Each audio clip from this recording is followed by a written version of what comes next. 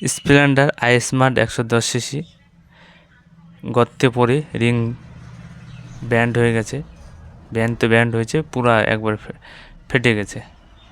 এটা এখন খুলবো, দেখাবো আপনাদেরকে। এটা সোজা করব, সোজা করে আপনাদেরকে দেখাবো। এই হচ্ছে রিংটা পুরো মাঝামাঝি ফেটে গেছে, ড্যাব ক্র্যাক হয়ে গেছে। আপনাদের যদি কোনো সমস্যা থাকে, এরকম ধরনের কেস আসে, তাহলে উপরে স্ক্রিনে ফোন নাম্বার দেওয়া আছে, এই নাম্বারে ফোন করবেন।